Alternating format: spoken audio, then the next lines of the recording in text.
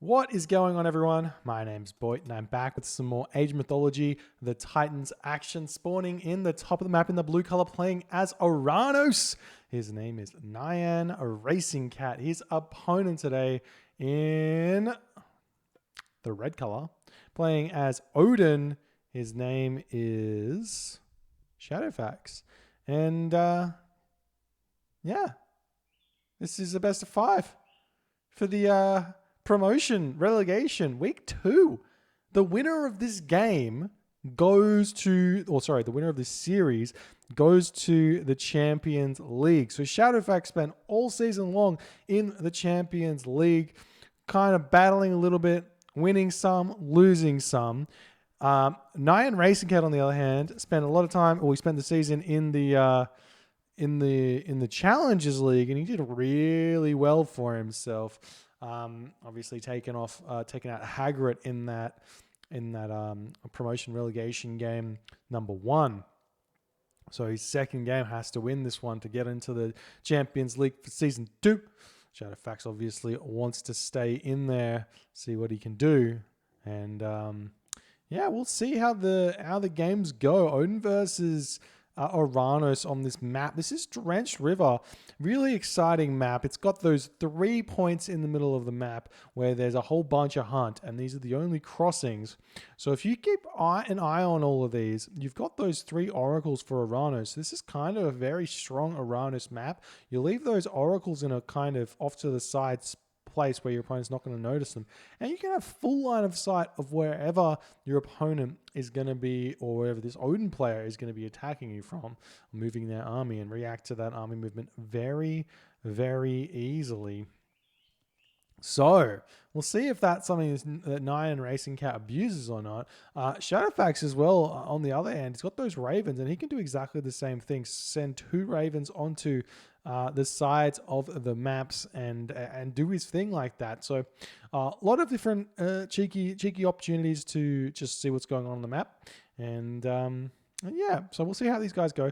Oranos versus Odin. One of those matchups where Oranos players have been complaining quite a bit about it, saying it's a very difficult matchup. Some people even saying it's 90-10 for the Odin player on High Hunt.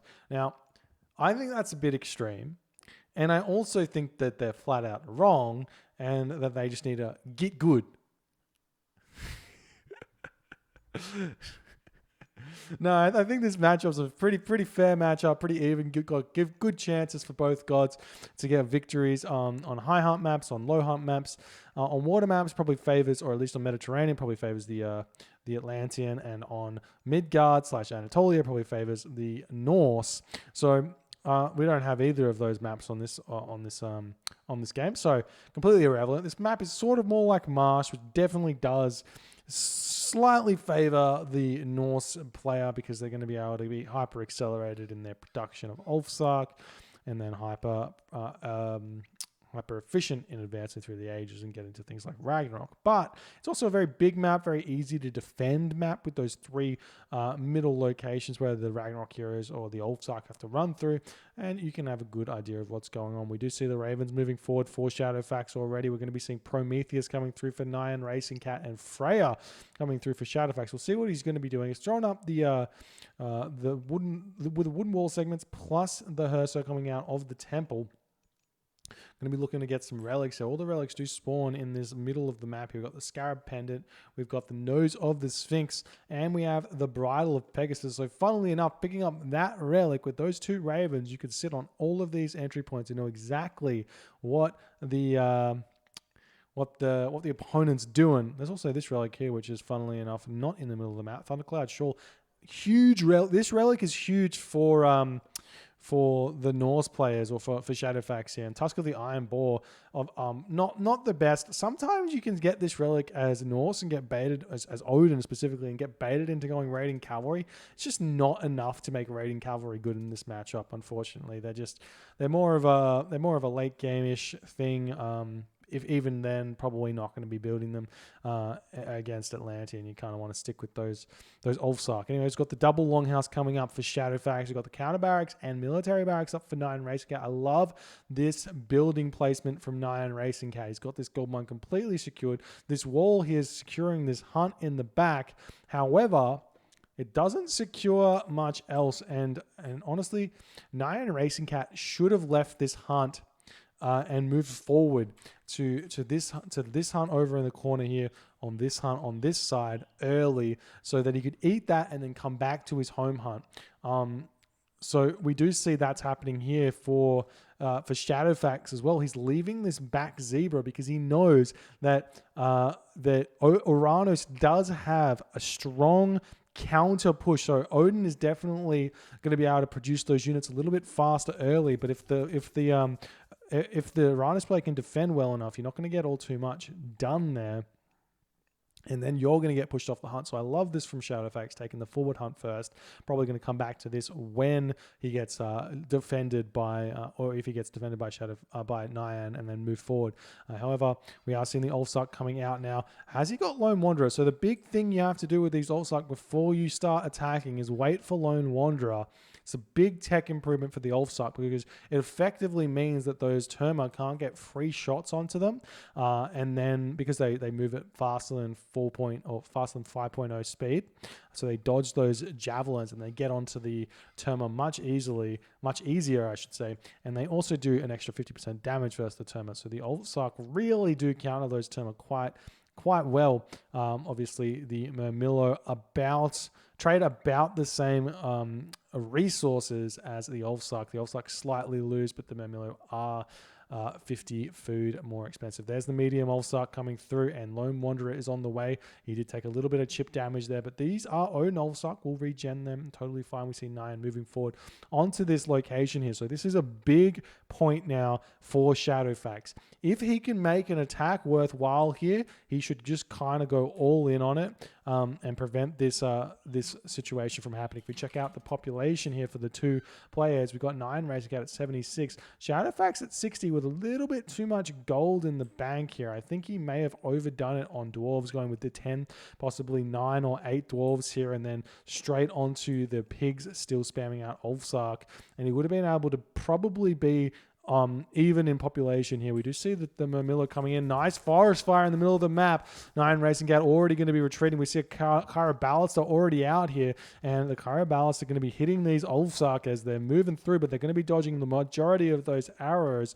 Looking to come over here. Kind of would have preferred to see the forest fire on this location with more of an army, but ShadowFaxx definitely playing very defensive here and only moving around with those 5 Ulfsark at the moment, giving NyanRacingCat all of this hunt to have. He's also eating the pigs in his base, and he's actually got husbandry, so a really smart play here from NyanRacingCat to get that upgrade nice and early. And there's the raid coming in from Nyan, and ShadowFaxx going to be able to defend that one, sending him back to his own base. Takes a lot of damage, and unlike the Odin Ulfsark, the Oranos Murmillo, they cannot re-heal this damage. So this chip damage is really, really important. Getting as much of it done as you possibly can. You can get a big win there. So obviously, it's looking like ShadowFaxx probably not going to be able to get too much of a victory here. And with the Kyra Ballaster coming out here, you might want to consider transitioning into raiding cavalry and going to the heroic age, or going to the heroic age, I should say, because those Kyra Ballasters are just going to be way too strong to get those Ulfsark onto. Oh, nice little attack there. Does a lot of damage to that single Murmillo, but he's still taking damage as he's running away. I have to kind of spam click to make sure that the units don't get slowed down too much by the Murmillos. Every time your unit takes damage, he will slow down. We do see NyanRacingCat moving in here. I'm going to get greeted by these 5 Ulfsark, but he does have a better army. Well, kind of. Maybe this 5 Ulfsark would win this. And then we do see the rest of these units coming in. Going to be able to push NyanRacingCat back. And we do see an early Skadi here from ShadowFaxx. So nice and defensive, nice and semi-fast heroic here. NyanRacingCat still sitting 1 town center. He's going to be advancing very, very soon himself with his 115 population. So is really far in front of ShadowFaxx. ShadowFaxx getting pushed back at this point. This is a huge moment now for NyanRacingCat to get a lot of value, and we see the Oracle sees these dwarves over here. So NyanRacingCat should just make a complete diversion of this army, leave these units to be, and send his entire army over here and see if he can catch these dwarves out right now. But he's going after this location, sending only 3 Milo over there. We see some walls already set up for ShadowFaxx. He's got 6 all stuck up there to defend against this raid, but he's not paying attention as the Miller going to come in. He should just go after this ox cart, try and pick that one off. There's the Scardy. Units moving in, may have to frost this and get some huge damage dealt, but he's not going for it just yet. The units of NyanRacingCat going to be retreating in. The Kyro Ballister hits this one. There's the frost as the Ulfsark's probably going to try and throw down the hill fort there. The ox cart almost getting picked off. The dwarves getting pulled off the line, chasing the Mamilo away. All these units currently sitting on top of this, going to try and get that hill fort up, start making Huskal here, transition into more of like a Thoan Axeman Huskal army against the Oranos Arcus Destroyer army. Very, very good decision to try that there. We see Hyperion come through, those Mamilo chilling in the corner of the map there. There's the Chaos, but it misses the Myth units. Oh! It hit the Raven.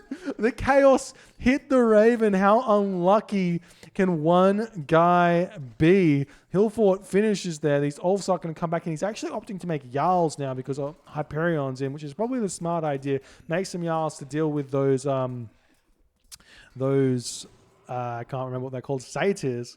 And it's going to be a little bit easier. And there's the Huskal coming out, and we will probably start seeing. We're still seeing Termakara Ballister for 9. I'm surprised he doesn't switch into the Arcus thing and throw down a hill fort. Very surprised to see the second town center here as well, as ShadowFaxx is completely pushed him back.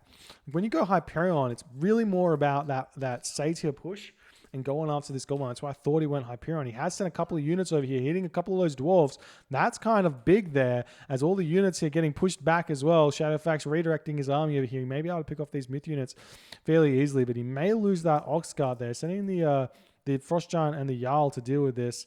Get the Frost Giant onto the Satyr, and then the Jarl will clean up that Promethean fairly easily. There's the Shockwave, though, really hurting ShadowFaxx's army.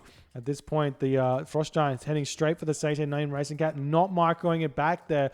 Big moment for that Frost Giant to delay all of the damage that's happening here. The Promethean gets picked off over here. We see the Frost Giant going after the Promethean, unfortunately, instead of the Satyr here. And the Satyr going to get frozen as well here. That's a fast special ability regen. And he does manage to take this army out as the Gold Villagers moving over here with the Oxguard coming in. And now NyanRacingCat in a little bit of trouble here as he hasn't thrown up his palace yet. This gold mine is completely open, and if ShadowFaxx can get out enough of these Frost Giants, which he's kind of doing, he's getting Rime as well, which is going to make it even more of a thing. He needs to make sure to click that idle military banner, get all of his units, get heavy infantry. Does he have that coming in? No, just Rime. Get heavy infantry and then go for this with those Frost Giants and simply just win the game here. There is still another Chaos on the way, but it's still quite a ways away. It's 3 minutes between casts, so still a little bit of time to wait. There's the units coming in now. He's got 3 Frost Giants out plus a Valkyrie. So the heroes, and there's only 3 heroes here, one with very low HP as well.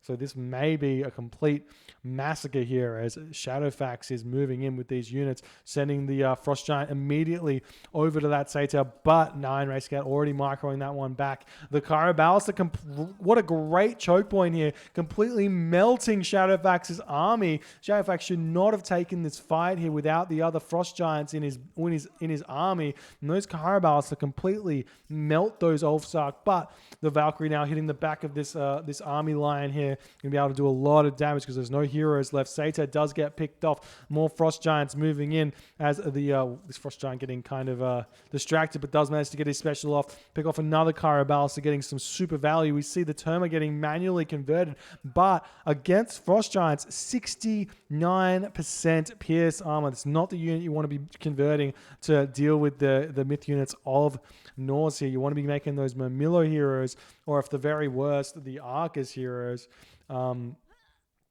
But we are seeing ShadowFaxx completely cleaning up the army here of NyanRacingCat. 88 population to 107. More resources in the bank as he is flooding units in here, shutting off this gold mine for keeps here. And that's going to be GG. Well played. NyanRacingCat taps out.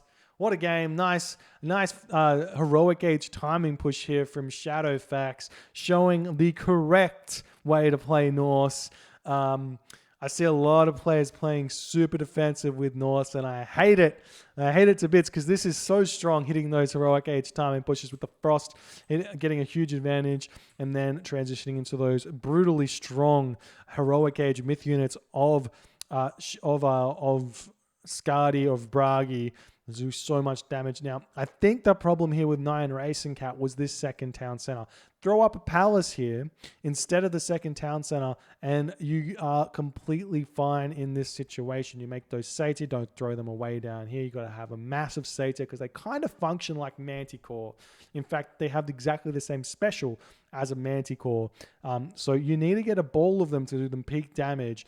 And then against all those Frost Giants, you just got to make sure you get out those heroes as well. So it's a lot of favor, but not building Prometheans is the key in the early game to afford everything. Making sure you don't lose any of those Mamilla heroes that you get with the Valors is very, very important. Anyways, well played by ShadowFaxx in the first game. We'll move on to game number 2 very shortly. If you are enjoying these games, please consider hitting the follow button on the Twitch. If you're on the YouTubes, hit that subscribe button, and I'll see you in the next game.